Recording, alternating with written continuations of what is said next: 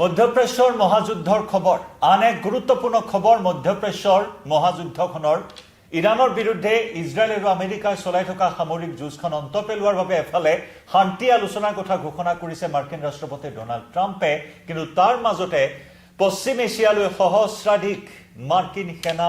প্ৰেৰণ কৰা হৈছে সহস্ৰাধিক মাৰ্কিন সেনাৰ আটাইতকৈ সবাতোকৈ ভয়াবহ যেটো ভয়ংকৰ ইউনিট সেই ইউনিটটোৰ সহস্ৰাধিক সেনা পশ্চিম এছিয়ালৈ প্ৰেৰণ কৰা হৈছে নমস্কাৰ প্ৰিয় দৰ্শক মই জয়ন্ত মাধৱ গোস্বামী আপোনাক স্বাগতম জনাইছো নিউজ 18 অসম নৰ্থ ইষ্টৰ ডিজিটেল লাইভলৈ আৰু ডিজিটেল লাইভত লৈ আহিছো যুদ্ধৰ আন এক গুৰুত্বপূৰ্ণ খবৰ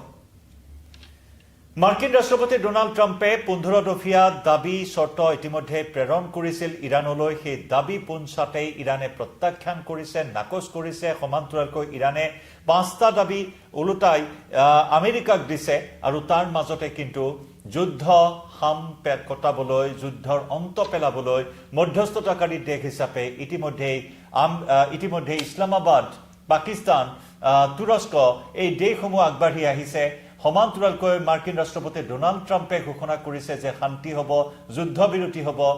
যুদ্ধ বন্ধ কৰা হ'ব কিন্তু তাৰ মাজতে মাৰ্কিন ৰাষ্ট্ৰপতি গৰাকী আকৌ উলুটা খৰ মাৰিব নেকি কাৰণ ইৰাণে এতিয়াও চৰ্তসমূহৰ প্ৰতি কোনো সঁহাৰি জনোৱা নাই আমেৰিকাই দিয়া সেই 15টা দাবীৰ প্ৰতি চৰ্তৰ প্ৰতি কোনো সঁহাৰি দিয়া নাই বৰঞ্চ হৰমুজ প্ৰণালীত ইৰাণে নতুন চৰ্ত বান্ধি দিছে হৰমুজ প্ৰণালীত নতুন নিয়ম আৰোপ কৰাৰ কথা ইৰাণে কঠোৰ স্থিতি গ্ৰহণ কৰিছে তেনেস্থলত আমেৰিকা ইজৰাইলৰ সকলো জাহাজ হৰমুজ প্ৰণালীৰে নিষিদ্ধ ঘোষণা কৰিছে গতিকে সেয়েহে ইৰাণৰ বিৰুদ্ধে এক নতুন পৰিকল্পনা গ্ৰহণ কৰিছে নেকি আমেৰিকাই এফালে শান্তি আলোচনাৰ কথা কৈছে কিন্তু আনফালে পুনৰ এক যুদ্ধৰ নতুন পৰিকল্পনা গ্ৰহণ কৰিছে নেকি এতিয়া স্থল সেনাৰ জৰিয়তে আক্ৰমণ চলোৱা হ'ব নেকি ইৰাণত এই ধৰণৰ চৰ্চা চলিছে যে বিশ্বৰ আগশাৰীৰ যুদ্ধ বিশ্লেষকসকলৰ মাজত বিশ্বৰ আগশাৰীৰ যুদ্ধ বিশ্লেষকসকলে এই আশংকাই এই মুহূৰ্তত ব্যক্ত কৰিছে কাৰণ আমেৰিকাই সহস্ৰাধিক সেনা ইতিমধ্যে প্ৰেৰণ কৰিছে পশ্চিম এছিয়ালৈ পেণ্টাগনৰ ফালৰ পৰা এক বিশেষ সূত্ৰৰ পৰা এই খবৰ আহিছে পেণ্টাগনে ইতিমধ্যে সহস্ৰাধিক সেনাক প্ৰেৰণ কৰিছে আৰু আটাইতকৈ গুৰুত্বপূৰ্ণ কথাটো হ'ল যে এই যেটো বাহিনী প্ৰেৰণ কৰা হৈছে ইৰাণ বা পশ্চিম এছিয়ালৈ প্ৰেৰণ কৰা হৈছে এই বাহিনীটো হৈছে আমেৰিকাৰ সেনাৰ আটাইতকৈ সবাতোকৈ ভয়াবহ ইউনিট এই ইউনিটটোৰ নাম হৈছে 82 এয়াৰবৰ্ন ইউনিট এয়া হৈছে আমেৰিকাৰ সেনাৰ সবাতোকৈ ভয়ংকৰ ইউনিট 82 এয়াৰবৰ্ন শাখা এয়াৰবৰ্ন ইউনিট আৰু এই 82 এয়াৰবৰ্ন ইউনিটৰ পৰাই সহস্ৰাধিক 1000ৰো অধিক সেনা প্ৰেৰণ কৰিছে পেণ্টাগনে এক বিশেষ সূত্ৰৰ পৰা এই খবৰ ইতিমধ্যে পোহৰলৈ আহিছে মাৰ্কিন ৰাষ্ট্ৰপতি ডোনাল্ড ট্ৰাম্পে ইৰাণৰ সবাতোকৈ গুৰুত্বপূৰ্ণ আৰু সঠিক লোকৰ সৈতে সঠিকভাৱে ইতিবাচকভাৱে শান্তি আলোচনা চলি থকাৰ কথা উল্লেখ কৰিছিল আৰু এনেকুৱা শান্তিৰ বাৰ্তা দিয়াৰ ইংগিত দিয়াৰ পাছতো এতিয়া ঘাতক মাৰ্কিন সেনা পশ্চিম এছিয়ালৈ প্ৰেৰণ কৰাটোৱে এতিয়া যথেষ্ট তাৎপৰ্যপূৰ্ণ বিবেচিত হৈছে ঘাতক মাৰ্কিন সেনা আমি ইতিমধ্যে উল্লেখ কৰিছো যে আমেৰিকাৰ সবাতোকৈ ভয়াবহ ইউনিট বুলি যাক কোৱা হয় 82 এয়াৰবৰ্ন ইউনিট আৰু এই 82 এয়াৰবৰ্ন ইউনিটৰ হাজাৰৰো অধিক সেনাক পেণ্টাগনে প্ৰেৰণ কৰিছে যাক ঘাতক সেনাৰ শাখা আমেৰিকাৰ এক ঘাতক সেনা হিচাপে নাম থকা পৰিচিত থকা এই বাহিনীটো ইতিমধ্যে প্ৰেৰণ কৰা হৈছে পশ্চিম এছিয়ালৈ আৰু সেয়েহে এতিয়া বিশ্বৰ আগশাৰীৰ যুদ্ধ বিশ্লেষকসকলে বা বিশেষজ্ঞসকলে সমগ্ৰ বিষয়টোক লৈ উদ্বিগ্ন হৈ পৰিছে সমগ্ৰ বিষয়টোক এক ভয়ংকৰ ইংগিত হিচাপে উল্লেখ কৰিছে বিশ্বৰ আগশাৰীৰ বিশ্লেষকসকলে বা যুদ্ধ বিশেষজ্ঞসকলে উল্লেখযোগ্য যে যোৱা 18 মাৰ্চত ট্ৰাম্প প্ৰশাসনে পশ্চিম এছিয়াত অতিৰিক্ত সেনা নিয়োগ কৰাৰ সিদ্ধান্ত লৈছিল য'ত প্ৰায় 2 পৰা 3000 সেনা প্ৰেৰণৰ কথা ইতিমধ্যে প্ৰকাশ কৰা হৈছিল যোৱা 18 মাৰ্চৰ পৰা এই কুচকাৱা চলি আহিছে তাৰ পাছৰে পৰাই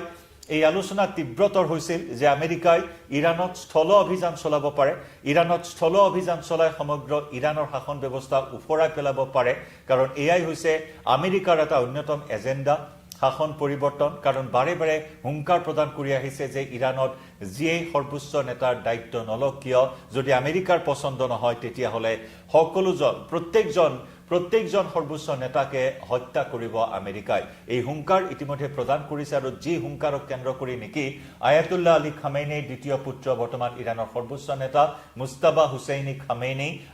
আজি পৰ্যন্ত ৰাজহুৱাভাৱে আত্মপ্ৰকাশ কৰাৰ পৰা বিৰত আছে যিকোনো মুহূৰ্তত মুস্তাবা খামেইনিক হত্যা কৰিব পাৰে হত্যাৰ আশংকা তীব্ৰতৰ আৰু সেইভাবে আজি 28 ফেব্ৰুৱাৰীৰ পিছত যি ধৰণৰ ঘটনা পৰিঘটনা সংঘটিত হৈ আহিছে ইৰাণৰ ওপৰত আমেৰিকা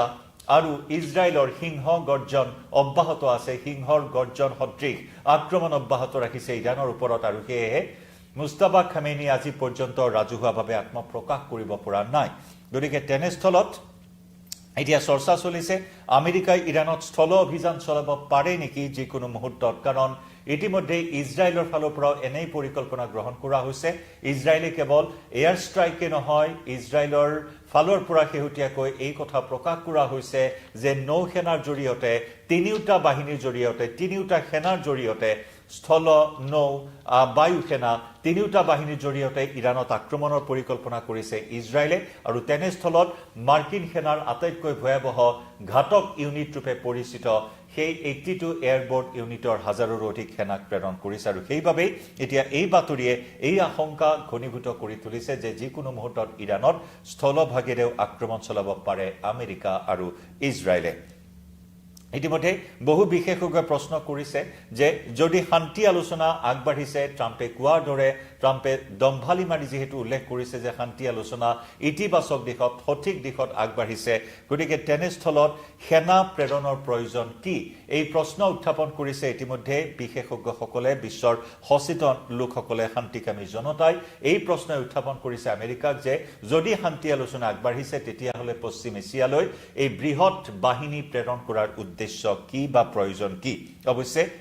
এই সেনাবোৰ পশ্চিম এছিয়াৰ কোন দেশত ৰখা হ'ব সেয়া অৱশ্যে এতিয়াও স্পষ্ট কৰা হোৱা নাই কোন দেশত ৰখা হ'ব মধ্যপ্ৰাচ্যৰ বা পশ্চিম এছিয়াৰ সেয়া এতিয়াও স্পষ্ট হোৱা নাই কাৰণ ইতিমধ্যে ইৰাণ যথেষ্ট শংকিত হৈ আছে মধ্যপ্ৰাচ্যত সিঁচৰতি হৈ থকা আমেৰিকাৰ ঘাটিসমূহক লৈ আৰু যাৰ বাবে ইৰাণে ওলোটাই সেই চৰ্ত আৰোপ কৰিছিল আমেৰিকাৰ ওচৰত যাতে মধ্যপ্ৰাচ্যত সিঁচৰতি হৈ থকা আমেৰিকাৰ ঘাটিসমূহ সম্পূৰ্ণৰূপে বন্ধ কৰা হওক সম্পূৰ্ণৰূপে উৎখাত কৰা হওক যদি যুদ্ধ বন্ধ হ'ব লাগে এয়া হৈছে ইৰাণৰ অন্যতম এটা চৰ্ত গতিকে এনে ধৰণৰ চৰ্ত আৰু ইটো পক্ষে আনটো পক্ষৰ ওপৰত চৰ্ত আৰোপ কৰি গৈছে আৰু সেইভাবে এটা দিশৰ পৰা এই যুদ্ধখন যে মীমাংসালৈ আহিব এই যুদ্ধখন যে অতি শীঘ্ৰে সমাধান হ'ব তাৰ কোনো এটা অৱশ্যে এতিয়াও কোনো ধৰণৰ ছবি কোনো ধৰণৰ ইংগিত দেখিবলৈ পোৱা হোৱা নাই আমি ইতিমধ্যে কৈছো যে পিছ মুহূৰ্ততে এটা কথা কৈ পিছ মুহূৰ্ততে উলুটা খৰ মাৰি আহিছে মাৰ্কিন ৰাষ্ট্ৰপতি ডোনাল্ড ট্ৰাম্পে এফালে শান্তিৰ কথা কয় ডোনাল্ড ট্ৰাম্পে কিন্তু আনফালে যুদ্ধক প্ৰৰোচিত কৰা দেখিবলৈ পোৱা হৈছে আৰু ইজৰাইলক প্ৰৰোচিত কৰি আহিছে আমেৰিকাই বা ইজৰাইলৰ প্ৰৰোচনাত আমেৰিকাই ইৰাণ আক্ৰমণ কৰি আহিছে তাকে লৈ ইৰাণ খৰ্গহস্ত হৈ আছে আমেৰিকাৰ ওপৰত গতিকে মাৰ্কিন ৰাষ্ট্ৰপতি ডোনাল্ড ট্ৰাম্পে আগবঢ়োৱা 15 দফীয়া চৰ্ত পোনছাতে ইৰাণে নাকচ কৰিছে আৰু তাৰ পৰিৱৰ্তে ইৰাণে আন 5টা গুৰুত্বপূৰ্ণ চৰ্ত আৰোপ কৰিছিল যে ক্ষতিপূৰণ দিব লাগিব ইৰাণত 28 ফেব্ৰুৱাৰীৰ পৰা চলি থকা আক্ৰমণৰ ক্ষতিপূৰণ দিব লাগিব আমেৰিকা আৰু ইজৰাইলে ইৰাণক মধ্যপ্ৰাচ্যত সিঁচৰতি হৈ থকা পুনৰ জনাইছো আমেৰিকাৰ ঘাটিসমূহ উৎখাত হ'ব লাগিব একেদৰে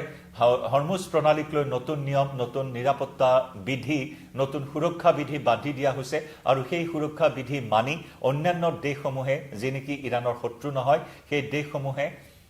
জাহাজ চলাচল কৰিব পাৰিব কিন্তু ইজৰাইল আৰু আমেৰিকাৰ বাবে জাহাজৰ চলাচল সম্পূৰ্ণ নিষিদ্ধ